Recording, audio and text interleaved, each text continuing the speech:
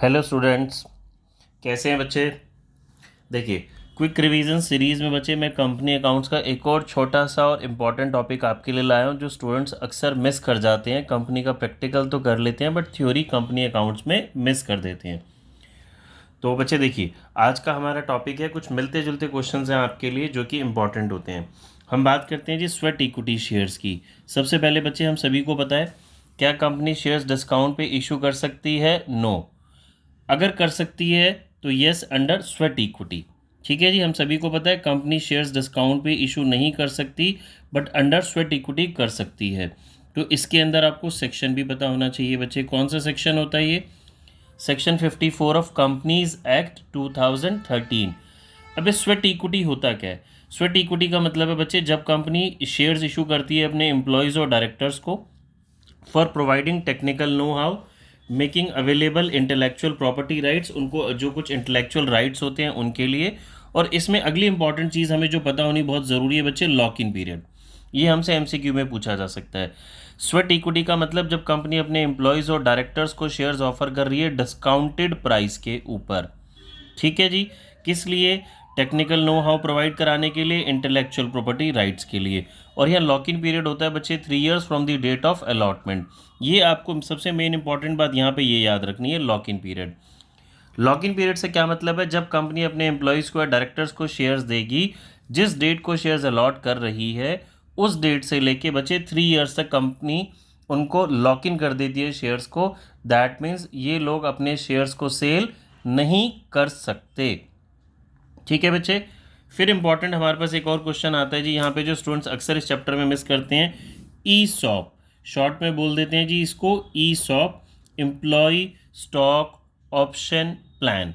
Employ stock option plan का मतलब है बच्चे, आप बिजनेस स्टडीज़ में पढ़ते हैं ना, हम अपने एम्प्लॉयज़ को रिक्रूट करते हैं, स्टाफिंग करते हैं। तो जब भी आप किसी एम्प्लॉय को रिक्रूट करते हैं तो उसमें अच्छा खासा कंपनी का खर्चा होता है। एडवर्टीजमेंट करती है, इंटरव्यू लेती है, ट्रेनिंग करती है।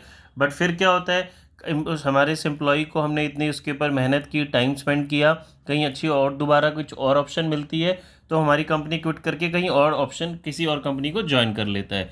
तो इसको रोकने के लिए हमने एक एम्प्लॉय को अपने ऑप्शन दी।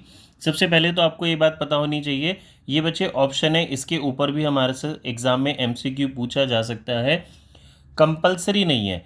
हमने अपने एम्प्लॉय को एक ऑप्शन दी कि कंपनी आपको डिस्काउंटेड प्राइस पे कंपनी के शेयर्स दे रही है। ठीक है जी, बट आप हमारे साथ जुड़े रहेंगे, आप हमारे साथ काम करेंगे at a pre determent price. वो प्राइस ऑलरेडी डिसाइडेड होता है, डिस्काउंटेड प्राइस होता है। ठीक है, और यहाँ पे भी लॉक इन पीरियड होता है बच्चे 1 year। अब स्टूडेंट्स अक्सर कंफ्यूज हो जाते हैं, याद रखेंगे स्वेट इक्विटी में लॉक इन पीरियड है 3 years, एम्प्लॉय स्टॉक ऑप्शन के अंदर लॉक इन पीरियड है 1 year। यहाँ मैं बात कर रहा था ऑप्शन की, एम्प्लॉयज़ को कंपनी एक ऑप्शन दे रही है, कंपलसरी नहीं है। मैंने अपने एम्प्लॉयज़ को एक ऑप्शन दी कि अगर हमारे साथ आप जुड़े रहते हैं, काम करते हैं, तो आपको कंपनी डिस्काउंटेड प्राइस पे अपनी कंपनी के शेयर्स ऑफर करेगी। यानी कि आपको सैलरी तो मिलेगी, बैठे बैठाए आपकी वेल्थ क्रिएट होती रहेगी, बट आपको हमारे साथ जुड़े रहना पड़ेगा। और इसके अंदर लॉक इन पीरियड कितना हो गया बच्चे? 1 year। ठीक है, again from the date of allotment. Private placement बच्चे मैंने पिछली वीडियो में डिस्कस कर लिया था ऑलरेडी, इसको मैं बस अगर शॉर्ट में बताऊं तो प्राइवेट प्लेसमेंट का मतलब होता है जब कंपनी शेयर्स देती है कुछ सिलेक्टेड ग्रुप ऑफ पर्सन्स को, सिलेक्टेड ग्रुप ऑफ पर्सन्स को, not individual, not general public बच्चे इसमें इन्वॉल्व नहीं होती। इसमें हमने पढ़ा था म्यूचुअल फंड कंपनी को, इंश्योरेंस कंपनीज़ को, बैंकिंग कंपनीज़ को, कुछ सिलेक्टेड कंपनीज़ को कंपनी शेयर्स ऑफर कर रही है। और इसके लिए एक और मैंने बात आपको बताई थी, इसके लिए प्रोस्पेक्टस इशू नहीं किया जाता। जो डॉक्यूमेंट इशू किया जाता है उसे बोलते हैं statement in lieu of prospectus. ठीक है, और यहाँ पे भी लॉक इन पीरियड, मैं उस वीडियो में शायद लॉक इन पीरियड मैंने नहीं बताया था, तो उस वीडियो प्राइवेट प्लेसमेंट के अंदर लॉक इन पीरियड बच्चे कितना होता है? 3 years। तो अगर मैं शॉर्टकट में बोलूँ जो मुझे याद रखना है, ई सॉप के अंदर लॉक इन पीरियड है 1 year, प्राइवेट प्लेसमेंट में lock in period 3 years, sweat equity के अंदर लॉक इन पीरियड 3 years। ठीक है, बात समझ में आ गई बच्चे? अब बच्चे एक इंपॉर्टेंट क्वेश्चन देखिए, employee stock option plan is completely different from sweat equity shares. ये आप बताएंगे स्टेटमेंट ट्रू है या फॉल्स है।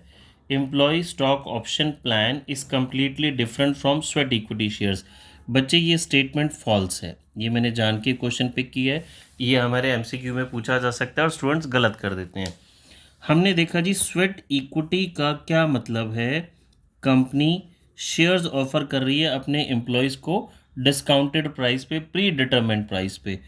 तो ESOP भी तो यही था, मतलब ESOP is a part of sweat equity. याद रहेगी बच्चे, ESOP is a part of sweat equity.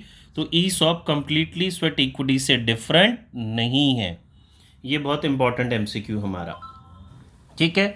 फिर आ जाते हैं बच्चे, मैंने एक वीडियो में आपके साथ डिस्कस किया था 1 person company, private company and public company. उस वीडियो में मैं शायद एक चीज़ डिस्कस करना आपके साथ भूल गया था, इसीलिए मैं दोबारा बता रहा हूँ। नंबर ऑफ़ डायरेक्टर्स, हमने तब बात की थी वहाँ नंबर ऑफ़ मेंबर्स की। नंबर ऑफ़ डायरेक्टर्स बच्चे ये भी हमें MCQ में पूछा जा सकता है, मिनिमम मैक्सिमम, ठीक है।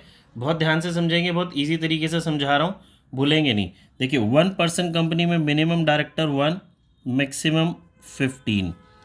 प्राइवेट कंपनी में मिनिमम डायरेक्टर 2, मैक्सिमम 15।